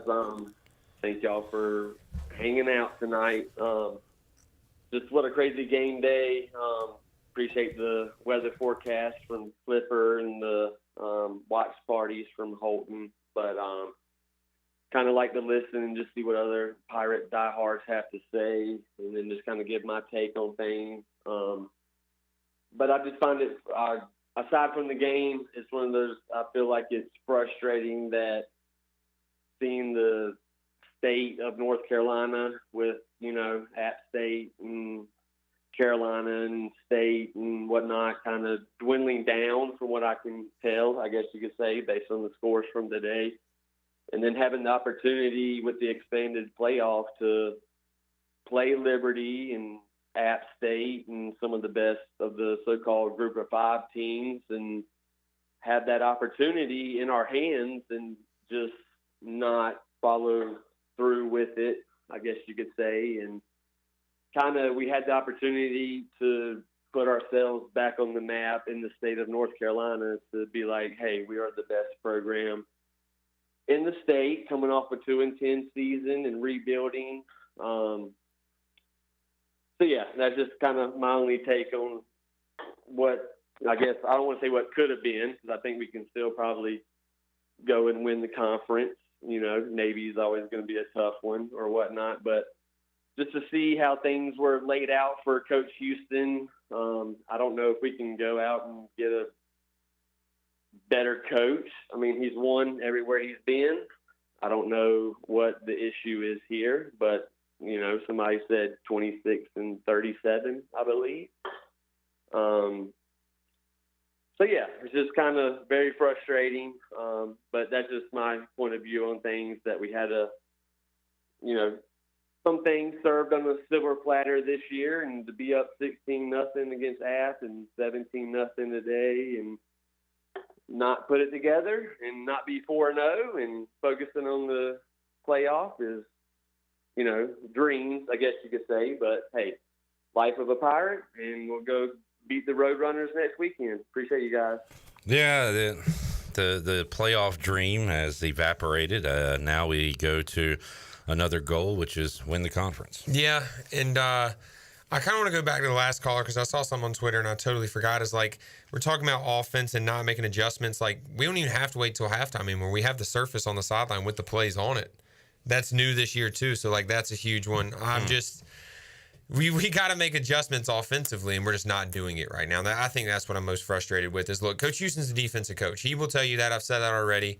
The defense is playing good enough to win games, but like offensively, like he gave the keys to a guy who everyone thought was the right guy, and it just right now it's just we're not making adjustments. He might be able to call good plays when Lane Kiffin's the one telling him to call the plays. I don't know, but he's not doing it good here. Yeah, and then another good call out is from the current callers. It is frustrating. We had a season that wasn't the hardest schedule we've seen in a long time. It's a super easy schedule, and I can see the frustration. I know me and you were excited when we saw the schedule. Now sitting at 2-2, I mean, the best we can look at is conference. I don't think winning the conference gets you anywhere further, but winning a conference will still be huge. Yeah. But I know what you mean. I think all of us, we want to win. We want to see the Pirates go crazy. Win crazy. Like go. It's 3:30, so I'm like crazy stutter here as well. But we want to see, like, we want to compete. We want to nationally compete. We want to be respected out there, and I totally feel that. And I'm riding that train with you. It's tough when you lose games like this. once the season you think, hey, we could do it. It's tough. I totally feel that. And I just rambled for 3 minutes, but all right, let's get two more in, and I am getting the hell out of here. Let's go to Austin in Greenville next. Hey, Austin. Hey guys, how you doing? Tired. I think we all are. I just wanted to say, this game tonight is kind of. I saw a lot of last weekend. Last weekend we blew a 16-0 lead. Tonight we blew a 17-0 lead. I mean, I don't know. And Holton, I know you're there. I'm sorry, you played for the dude. I don't think Mike Houston is the answer. The 5 or 6 years he's been there, I don't think he's really done anything phenomenal for the program, and I think it's time to start looking at somebody else. Now, that somebody else, I don't know who it would be. And granted, when ECU gets a good coach, if we get a really good coach, they stay there for 2-3 years until they get an offer for somebody else, and they go for more money. But it's really is when we go to the games at home in Dowdy-Ficklin, and all of us loyal fans are rewarded with a home loss almost every time. I mean, it's discouraging. It's embarrassing. And I think you guys can kind of, relate to me on that, but I would like y'all's opinion on, how that's going. Okay. No, I kind of want to get your opinion because what I'm thinking is you're a lot closer to coaches tonight. Is what does let's play hypothetical games here. Let's say we fire Coach Houston. Let's say we have a abysmal season. Where do you go? Where do you think you go, Holden? I'll say at least give Blake Harrell a chance. And then I think Dan Mullen would be my top guy. He recruited me. But, look, I'm not going to sit here and talk about that until it happens. I support Coach Houston. Look, I know we lost tonight. It's a tough loss. I just hate – I mean, if you finish the season 8-4 versus a bad schedule, what do you do? A lot of the embarrassment and stuff is expectations. Caden in particular, I don't really remember Holden's number, but Caden, you were really high as far as how many games they can win this year. And you still got to remember, you win 7 games, you win 6 games, you win 8. And I know Pirate Nation doesn't want to hear this. We were a 2-10 team last year. Yeah. That is a crazy turnaround. If you win 6 to 8 to 9, well, I don't know if the number is now. Well, I had 7 and 5, and then sometimes I'm pessimistic, but I feel like I'm realistic, and I had us 2-2 at this point. So it's frustrating because we've been up 16-0 and 17-0 and could have won, but unfortunately, we're right where I thought we would be. I just think me and Kane were so high because we believed in the offense. That is yeah. Because everything we've seen is go turn on the Tennessee offense, go turn on the Ole Miss offense. I mean, go turn on the first quarter of our games. Where we're looking like that offense. Right. But then it's like, okay, we look at our defense last year. Yeah. We're having a lot of those guys back. But if you're not getting that offense, then it is a different story. And like, I think me and Caden fell into the trap of looking at that offense and saying, look, that offense is built to be good no matter what players you have. It's built to get guys open and beat teams like the teams we're playing and make an average quarterback look good. That's what and then when you compare it with great talent, then that's when you get the Ole Miss and the Tennessee that are just killing people right now. But like, that offense is built to have middle level talent look really, really good. And it's not right now because it's not that offense. It doesn't look like that offense. Yeah. And I agree. I forgot the caller's name. I apologize. But Austin. Yeah, I agree with Austin.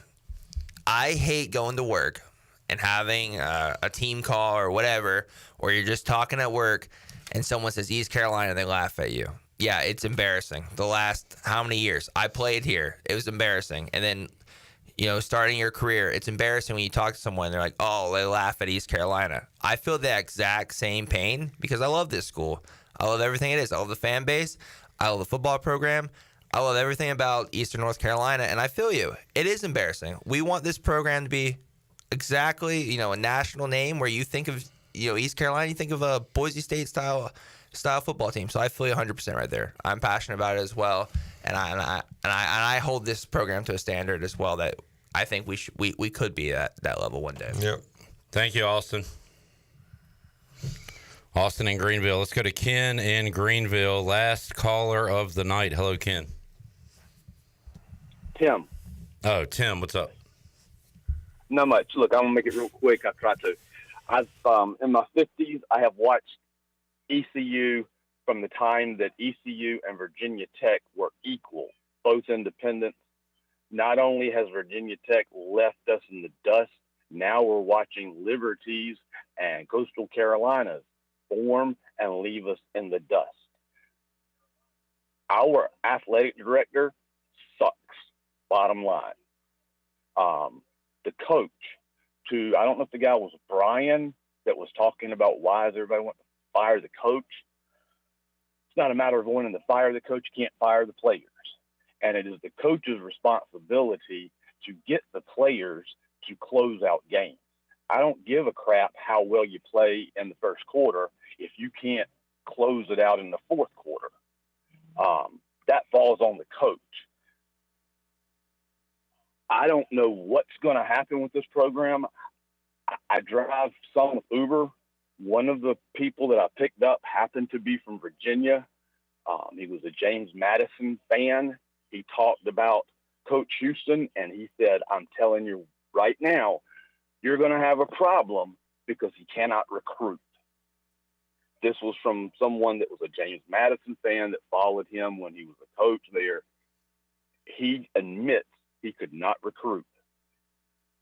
He's playing with his people. When he first came in, he was winning with somebody else's people.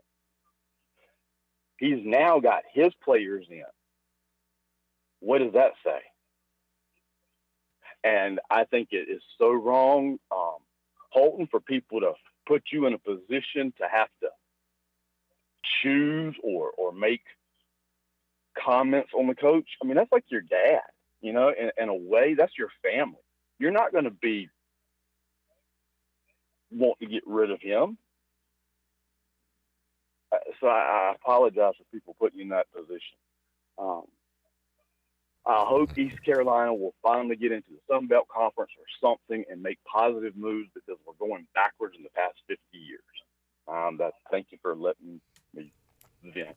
Y'all have a good night. Thank you, Tim. Appreciate it, man. I will say this. I mean, I think we've got some good players, especially for this league. But one thing we haven't done is brought in a quarterback from the high school level. We've gone the transfer route with Mike Houston, and we had Holt for all those years, and they thought they had something in Mason Garcia. Obviously, that didn't work out, so they had to go the portal route this year. And they did bring in Cole Hodge, who unfortunately is out for the year, I believe, right? Yeah, he's out. So I mean, the recruiting thing is tough, and the transfer thing, that's just college football nowadays, I think. But I mean, it's tough, and I appreciate the call about Coach Houston because it does suck. I mean, look, we went through a lot together.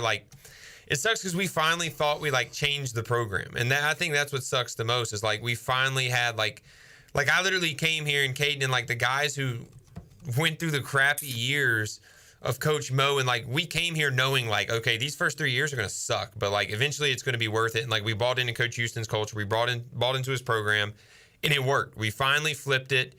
And then as soon as we leave, you go 2-10, and now you're 2-2. Look, we'll win 8 games this year. 7 games at least. But yeah, it sucks. But it's also a new world of college athletics. Like after my senior year, like NIL became really relevant.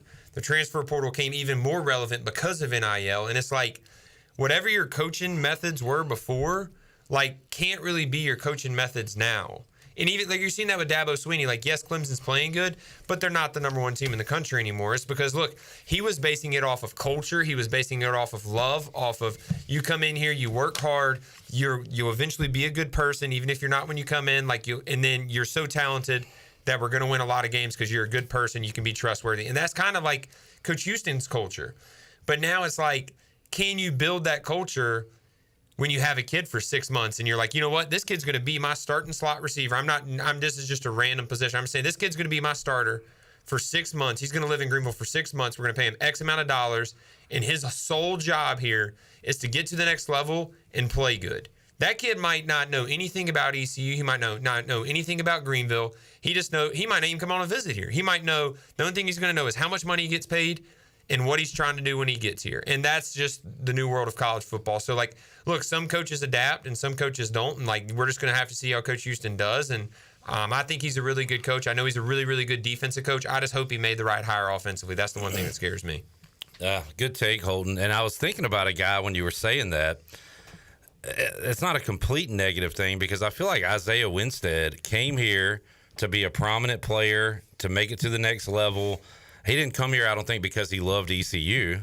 You helped him get here. Yes. But he integrated very well, right? And he did. And you're going to have guys that do that. And we had such a good culture at that time because the guys I was talking about that went through the crap and knew how crappy it was before we got it turned around, that was like the core of the team.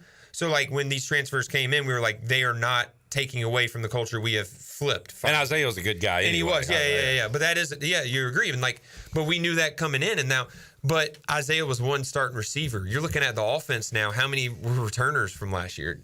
Yeah, that's what I'm saying. 2 Everyone. QBs, a bunch of receivers, a couple of linemen. Yeah, so it's not like you're just filling in one receiver. You're like, all right, buy into this culture. We promise it's going to work, and you just do you, and we'll figure it out the rest. And a new coordinator. And a new whole staff offensively. Right, yeah. And one thing about recruiting, he called out recruiting. Recruiting's not the same anymore. You're not recruiting high schoolers to bring them up. You're recruiting guys to transfer in 1 or 2 years. That's what you're doing. It's not the same thing.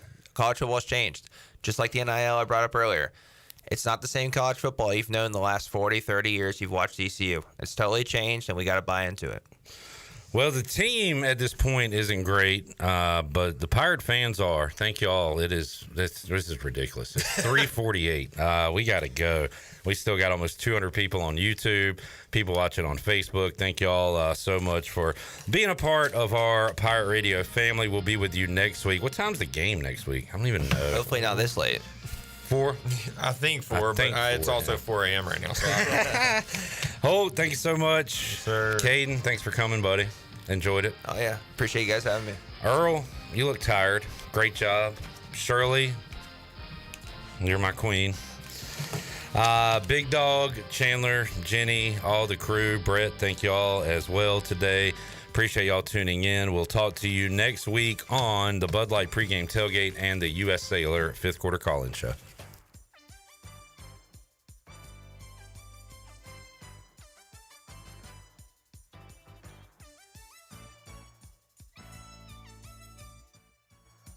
You have been listening to the U.S. Cellular 5th quarter postgame call-in show. Join us next time for complete postgame coverage of East Carolina football, exclusively on Pirate Radio, the voice of the Pirate Nation.